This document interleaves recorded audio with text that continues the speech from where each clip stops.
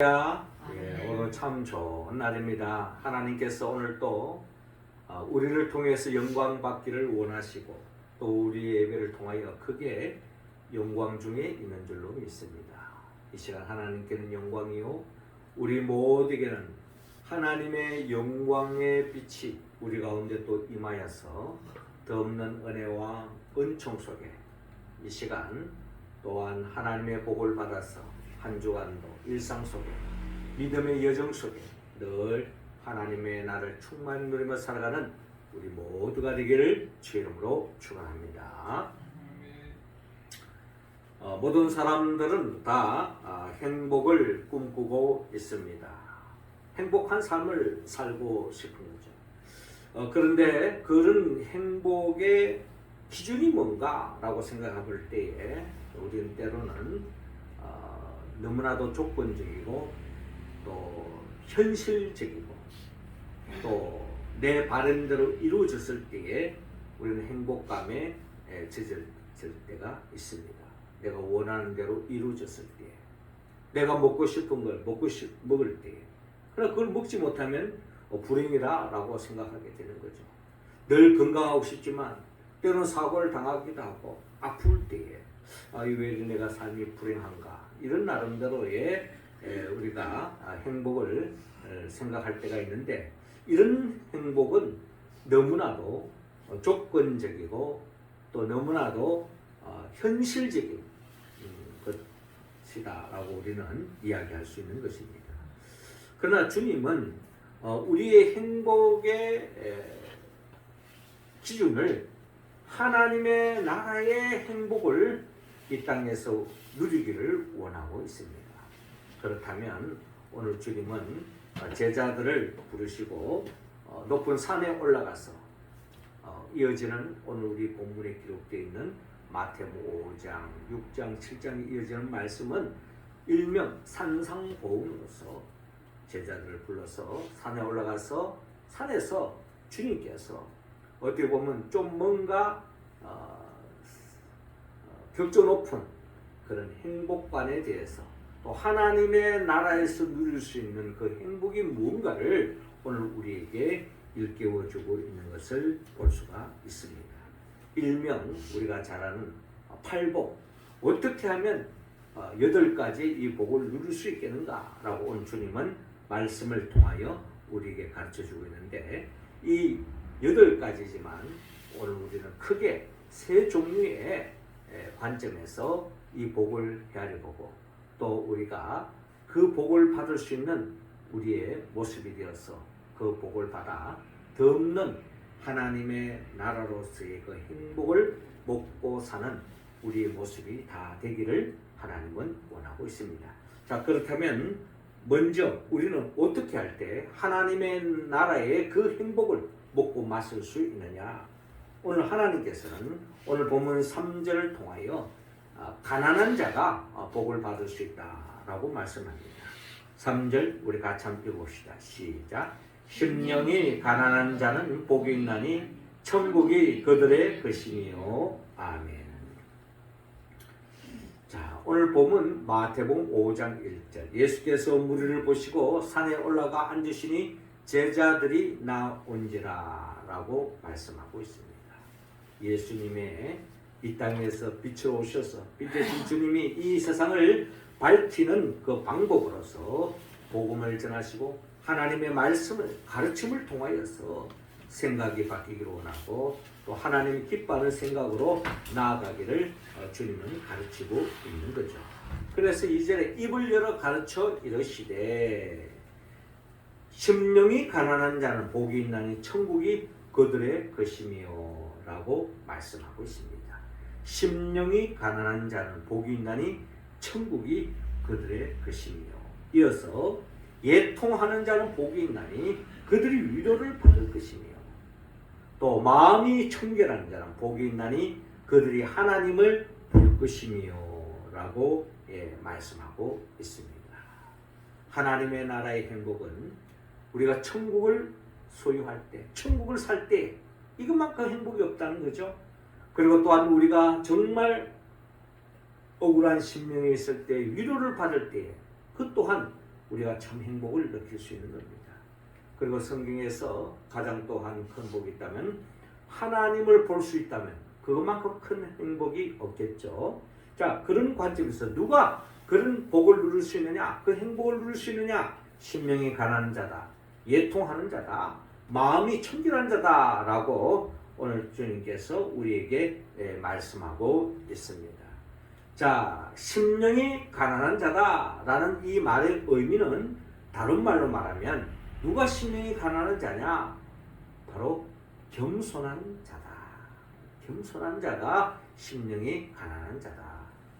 자, 겸손은 앙드레 지대의 표현에 의하면 겸손은 천국문을 열고 교만은 지옥의 문을 연다라고 그렇게 말한 바가 있습니다. 그러니까 누가 하나님의 나라의 문을 열고 그 나라의 복을, 행복을 누릴 수 있느냐? 겸손한 사람이 하나님의 나라의 백성으로서의 삶을 살 수 있다는 거죠. 교만한 사람은 결코 하나님이 주고자 하는 그 하나님 나라의 행복을 맛볼 수 없다라고 우리는 이야기할 수가 있습니다. 잠언서도 잠언 16장 18절에 교만은 패망의 선봉이요 거만함은 넘어짐의 앞잡이니라 라고 말씀하고 있습니다. 교만한 사람은 패망할 수밖에 없고 거만한 사람은 넘어질 수밖에 없다라는 거죠. 그렇기 때문에 주님은 우리 모두가 심령이 가난한 사람, 겸손한 삶의 모습으로 주님은 나아가기를 원합니다. 자, 하나님 앞에 겸손한 사람은 어떤 사람입니까? 하나님을 절대적으로 의지합니다. 하나님의 절대 주권을 인정합니다. 그리고 하나님의 말씀에 순종하며 그 뜻대로 살아가는 자죠. 그런 삶을 살아갈 때에 하나님의 나라가 열린다는 겁니다. 그러나 이 땅에서 누리는 그 하나님의 나라는 완전한 하나님의 나라가 아니죠. 때로는 겸손하더라도 우리의 삶에 어려운 일을 당할 수가 있습니다. 억울한 일을 당할 수가 있습니다. 그럴 때에 오늘 본문 4절에 예통하는 자는 복이 있나니 그들이 위로를 받을 것이며 라고 말합니다. 하나님의 백성이 겸손한 자만이 하나님을 바라보고 의지하고 하나님을 찾잖아요. 억울함을 당했을 때 어떡합니까? 하나님 앞에 하나님을 의지하고 하나님께 매달린 심정은 하나님께 나아가서 나의 억울함을 이야기하고 눈물로 하나님 앞에 호소하는 것이 예통하는 사람의 특징이다라는 것입니다. 이렇게 하나님 앞에 예통하며 눈물로 하나님 앞에 호소할 때 시편 기자는 시편 126편 5절에 눈물을 흘리며 씨를 뿌리는 자는 기쁨으로 거두리로다.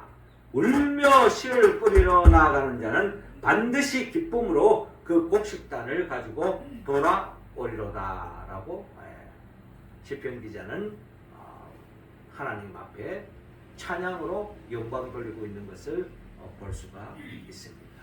하나님 앞에 매달리고 하나님을 의지하고 눈물로 호소하고 눈물로 간청했을 때 하나님은 그 기도를 저버리지 않으시고 응답해 주시고 열매 맺게 해주시고 위로해 주시고 곡식 한 주먹을 줘도 감사할 텐데 곡식 단을 가지고 돌아오리로다 라는 시편 기자의 이 고백처럼 우리의 삶도 그런 삶의 길로 열릴 줄로 믿습니다. 그렇게 하나님 앞에 매달리고 눈물로 기도하는 그런 사람의 특징은 뭡니까? 순수하다는 거죠. 그래서 8절에 마음이 청결한 자는 복이 있나니 그들이 하나님을 볼 것이며 라고 말씀하고 있습니다.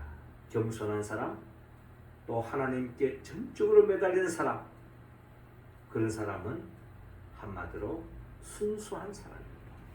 깨끗한 사람입니다. 정직한 사람입니다. 그런 사람은 마음도 청결한 특징을 가지고 있다는 거죠. 그런 사람들은 하나님을 본다. 하나님의 은혜를 누립니다. 하나님의 영광을 바라보고 즐거워하는 삶으로 나아갈 수 있다 라고 주님께서 우리에게 말씀하고 있습니다. 오늘 성경의 본문의 말씀처럼 우리 모두가 하나님 앞에 겸손하고 하나님을 바라보고 의지하고 하나님께 매달리고 힘들고 어려움이 있을 때 눈물로 호소하고 애통하면 하나님께서 친히 위로해 주시고 또 하나님께서 그 얼굴을 비춰주심으로 말미암아 우리의 삶은 더없이 부족함이 없는 삶의 길로 열릴 줄로 믿습니다. 이어서 주님은 오늘 본문 5절을 통하여 온유한 자가 되라고 말씀하고 있습니다. 5절 말씀 우리 같이 한번 봅시다. 시작. 온유한 자는 복이 있나니 그들이 땅을 기업으로 받을 것이며. 아멘. 그렇습니다. 오늘 본문 5절에 온유한 자는 복이 있나니 그들이 땅을 기업으로 받을 것이며 라고 말합니다. 그리고 긍휼히 여기는 자는 복이 있나니 그들이 긍휼히 여김을 받을 것이며 라고 또한 말씀하죠. 또 9절에 화평하게 하는 자는 복이 있나니 그들이 하나님의 아들이라 일컬음을 받을 것이며 라고 말씀하고 있습니다. 자, 이 온유한 사람은 긍휼히 여기는 사람으로 연결되어지고 남을 긍휼히 여기는 사람, 어려운 사람을 도와줄 줄 알고 어려운 사람을 위해서 격려할 줄 알고 또 그 사람을 보살피는 사람의 또 특징이 뭡니까? 화평을 도모하는 사람, 평안을 도모하는 사람입니다. 이러한 사람은 결국 온유한 사람, 긍휼히 여기는 사람, 화평하게 하는 사람은 결국 사람과의 관계 속에서 나타나는 사람의 특징이라는 것입니다. 우리가 조금 전에 읽은 심령이 가난한 자, 애통한 자, 마음이 청결한 자는 하나님과의 나와의 관계 속에서 내가 하나님 앞에서 심령이 가난하고 즉 겸손하고 애통하고 하나님께 전적으로 매달리고 마음이 청결한 자는 하나님의 나라의 복을 누릴 수 있지만 이런 사람들은 결국 하나님 앞에서만 겸손하고 애통하고 마음이 청결한 자가 아니라 사람들 앞에서는 온유한 특징을 가지고 있다. 온유하다는 거예요. 그리고 긍휼히 여길 줄 안다는 거예요. 그리고 화평한 자다. 우리가 사람들과의 관계 속에도 이런 사람들과 같이 교제를 나누고 싶지 서로 말해서 사악하고 난폭하고 말이죠. 내가 어릴 때 눈 한 번 돌아보지도 않고 마음 한 번 주지 않는 그런 살벌한 사람과는 교제하고 싶지 않는 것이 우리 모두의 보편적인 마음 아니겠습니까? 만나기만 하면 그냥 으르렁거리고 싸우려고 싸움닭 같은 사람, 화평이라고는 조금도 눈에 보이지 않는 이런 사람과는 거리를 두고 싶은 것이 우리들의 마음입니다.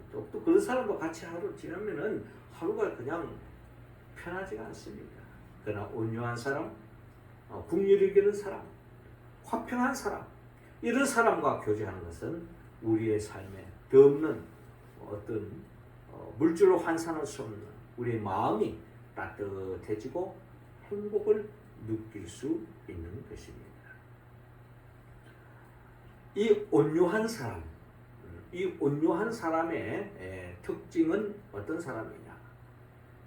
우리는 이 세상을 살아갈 때에 이 세상은 사실 현실적으로 보면요, 힘의 논리로 모든 것이 적용되어지는 것 같아요. 정글을 보더라도 힘센 짐승이 약한 짐승을 잡아먹고 거기에 생존해 가는 거잖아요. 그런 세상을 볼 때에 그냥 강력한 그 힘을 가진 것이 참으로 그것이 참 생존 원리에 참 좋고 또 그것이 장땡이다 이렇게 우리가 표현할 수도 있을 것입니다. 그러나 우리가 단면적으로 보면 그런데 좀 긴 시간을 관점 보면 그렇지 않다는 것입니다. 동양 철학에 유명한 우리 노자가 있습니다. 이분이 좀 많은 제자들을 가르치다가 이제 임종할 때가 되었어요. 그래서 제자들을 불렀습니다. 임종할 때에 어떻게 보면 이 노자의 마지막 가르침이었는데 이 많은 제자들을 보여주면서 노자가 입을 벌립니다. 입을 벌리면서 내 입술 안에 뭐가 보이느냐라고 활짝 웃으면서 자기의 내 입 안을 보여주는 겁니다. 제자들 보니까 노자가 나이가 많이 들어서 어느덧 이빨이 하나씩 다 빠지고 이빨 하나도 없는 거예요. 그게 이제 잇몸만 있고 또 내미는 것은 혀밖에 보이지 않는 것입니다. 그래서 제자들이 노자에게 하는 말이 이빨은 온데간데 없고 혀만 보입니까? 혀가 보입니다 라고 그렇게 이야기하는 것입니다. 그때 노자가 하는 말이 나는 젊을 때에 이 이빨로 모든 것을 다 씹어 먹을 수 있을 것 같았고 또 이 혀가 이 이빨로 인해 가지고 엄청 씹히기도 하고 혀에서 피가 나기도 하고 그런 고통도 받았지만 긴 세월이 지나 보니까 강한 것도 오래 가지 않더라. 결국 남은 것은 혀밖에 없다 하면서 정말 인간의 생명을 지탱하는 것은 강한 것보다 더 중요한 것이 부드러움이다. 그렇게 역설하고 삶을 마감했다고 하는 그런 이야기가 있습니다. 이런 이야기를 통해서 우리는 이 세상에서 때로는 강한 것이 결국에는 생존 전략이고 또 생존의 조건이라고 생각하는데 강한 것보다 더 강한 것이 있다면 그것은 바로 부드러움이다. 그렇게도 우리가 이야기할 수 있는 것입니다. 우리가 이 한반도의 한때는 호랑이가 으르렁거리면서 이 호랑이가 이 한반도를 지배할 때도 없지 않아 있었습니다. 사람들이 공포의 대상이 바로 호랑이의 범이었죠. 애가 울면은 호랑이 온다, 봄 온다 이렇게 하면서 결국 애를 달래기도 하는 그만큼 이 호랑이에 대한 공포가 이 한반도에 자리 잡고 있었던 것입니다. 모든 사람들이 호랑이로부터 어려움을 겪지 않을까, 죽지 않을까 그런 나름대로의 고통 속에서 살아왔는데 어느덧 이 한반도에는 호랑이가 사라진 지 오래되었습니다. 그런데 그 호랑이에게 늘 쫓겨다니던 노루라든지 또 토끼는 아직도 이 한반도에 살아남아 있다는 것입니다. 자, 그렇게 본다면 무엇이 정말 강한 것이냐라고 한번 생각해 볼 때에 우리가 이 온유함, 이 부드러움이 더 생존 전략에 중요하다. 이제 이런 생각을 우리가 가져보게 되는 것입니다.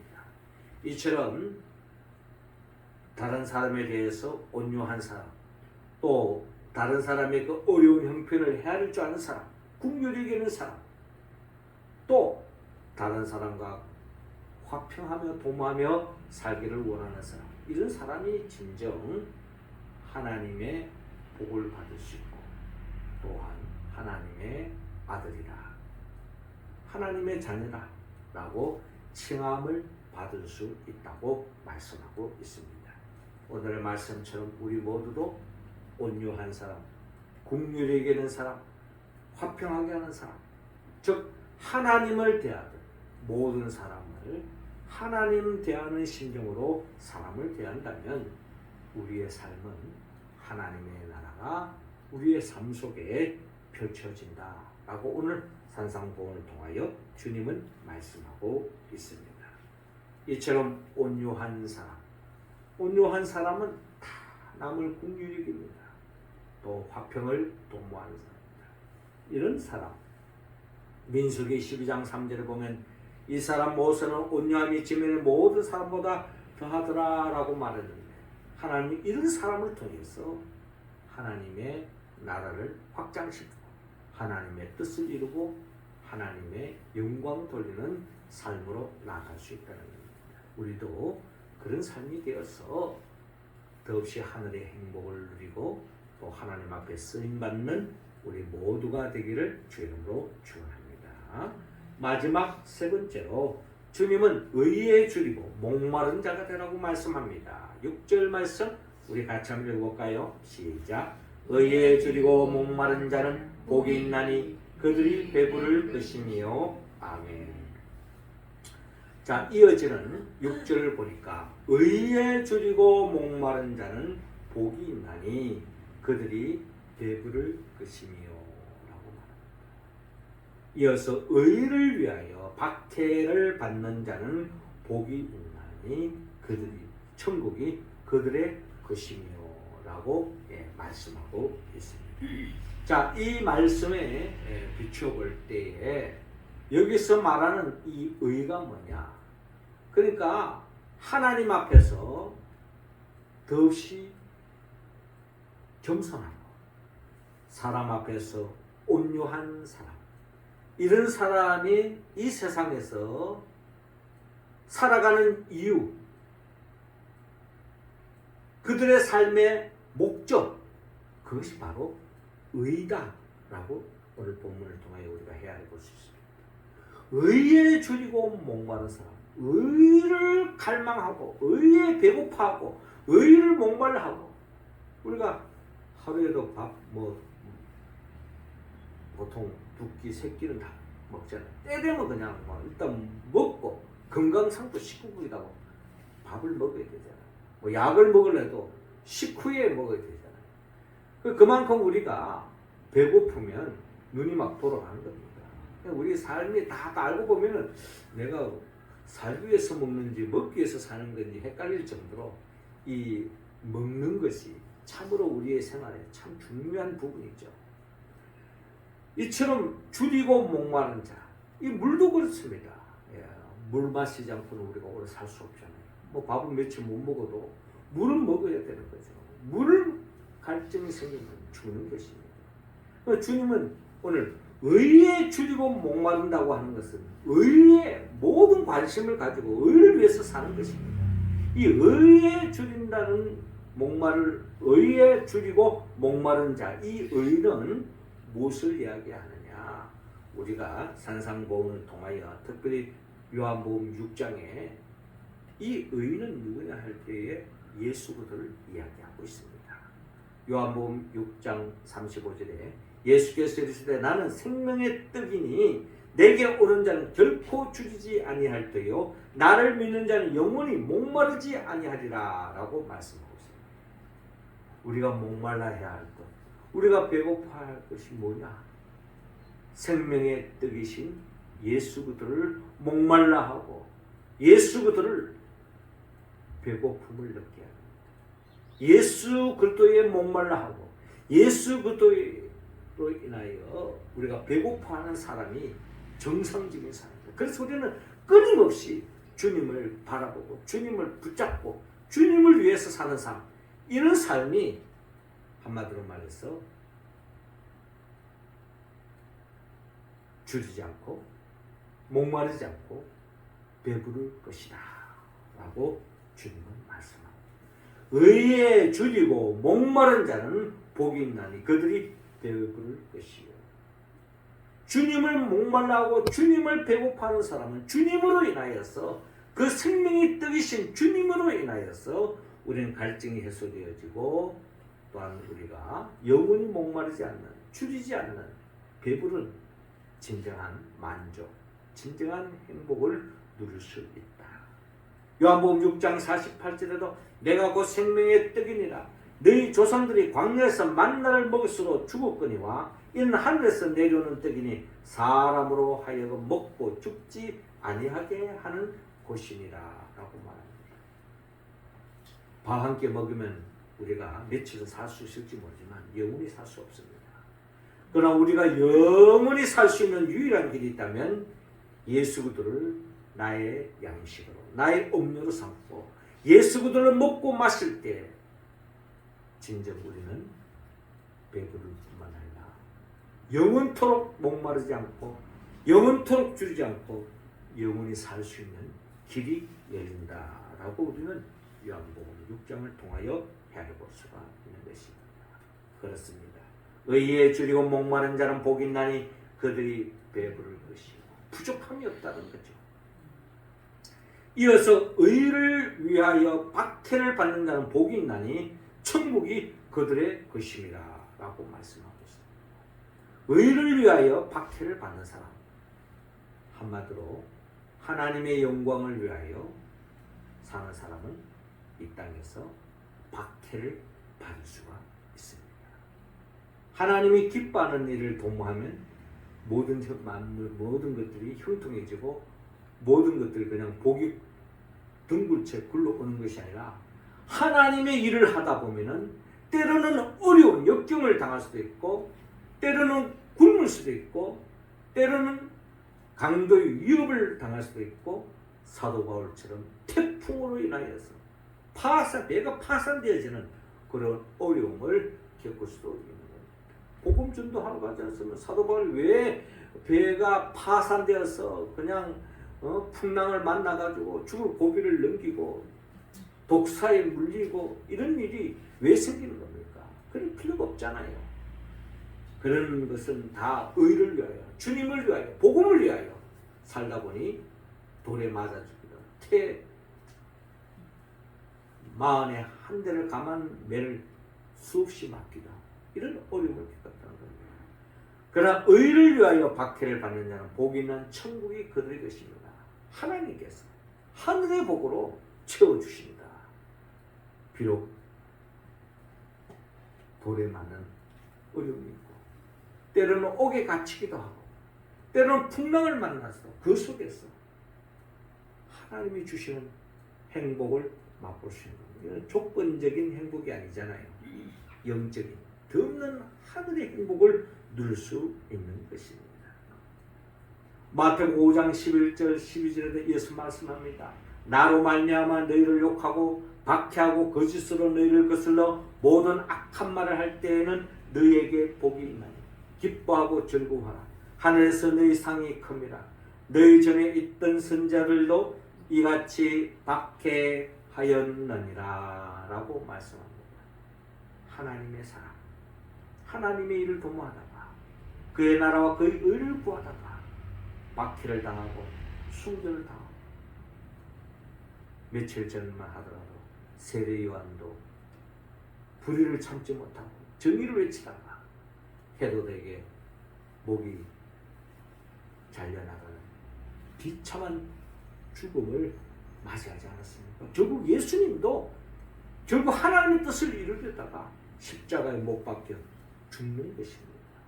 그러나 그 세례 요한도 예수님도 앞으로 다윗, 바울도 그런 어려움 속에서도 하늘의 행복을 누렸다는 것입니다. 믿음의 선배 중에 민수기 14장 9절 이하를 보면 다만 여호와를 기억하지는 말라. 또 그 땅 백성을 두려워하지 말라. 그들은 우리의 먹이라. 그들의 보호자는 그들에게서 떠났고 여호와는 우리와 함께 하시느니라. 그들을 두려워하지 말라 하나 온 회중이 그들을 돌로 치려 하는데 그때 여호와의 영광이 회막에서 이스라엘 모든 자손에게 나타나십니다. 우리가 지지난주에 읽었던 그 민수기 말씀을 읽어보면 이런 내용이 나오잖아요. 갈렙과 여호수아가 가나안 땅을 정탐하고 왔을 때 그 땅은 너무나 좋은 땅이다. 하나님 우리에게 약속하셨다. 우리가 그 땅을 찾아러 가자라고 이야기하는 것입니다. 그러나 10명의 정탐꾼은 어떻게 이야기합니까? 아니다. 그 땅은 좋기는 하지만 장대 같은 사람들이 그들이 그 땅을 지키고 있다. 우리는 그들 앞에 메뚜기 같은 존재다. 그 땅을 우리가 차지할 수 없다. 라고 했을 때에 모든 회중들이 돌을 들고 갈렙과 여호수아를 돌로 쳐 죽이려고 하고 있습니다. 이건 갈렙과 여호수아만 돌을 치려고 하는 것이 아니라 하나님에 대한 반역이고 하나님에 대한 의심하는 사람들이 나타나는 현상인 거죠. 결국은 그런 속에서 갈렙과 여호수아도 절대 다수에 의해서 억울함을 당하고 돌에 맞아 죽을 뻔한 그런 광경을 우리는 민수기를 통해서 잘 읽을 수가 있는 것입니다. 그렇습니다.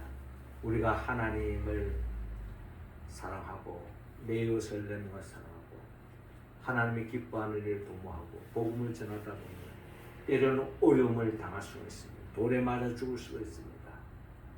때로는 자빠질 수도 있습니다. 때로는 굶을 수도 있습니다. 때로는 병에 걸릴 수도 있습니다. 때로는 순교를 당할 수가 있습니다. 때로는 십자가에 못 박혀 죽음을 당할 수도 있습니다. 그러나 그의 나라와 그의 의를 구하면 어떤 역사가 일어납니까? 의에 줄이고 목마른 자, 의를 위하여 박해를 받는 자는 결국 복을 받는데, 산상보훈의 결론적인 말씀이라고 할 수 있는 마태복음 6장 33절 그런즉 너희는 먼저 그의 나라와 그의 의를 구하라. 그리하면 이 모든 것이 너희에게 더하시리라 라고 말씀하고 있습니다.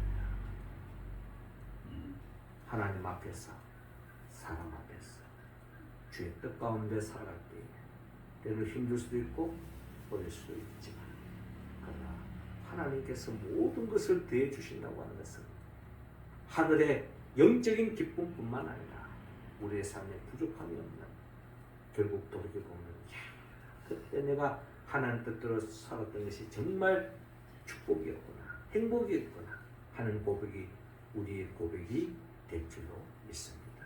자, 그 고백이 우리에게 나오고 듣는 그 행복을 만끽하는 하나님의 나라로서의 충만한 삶을 살기 위해서는 우리는 크게 세 가지 심령이 가난한 자가 겸손한 자가 온유한 자가 되어야 됩니다. 의에 줄이고 목마른 자가 되기를 하나님은 원하고 있습니다. 우리가 어떻게 이 말씀에 온전히 응답할 수 있을까요?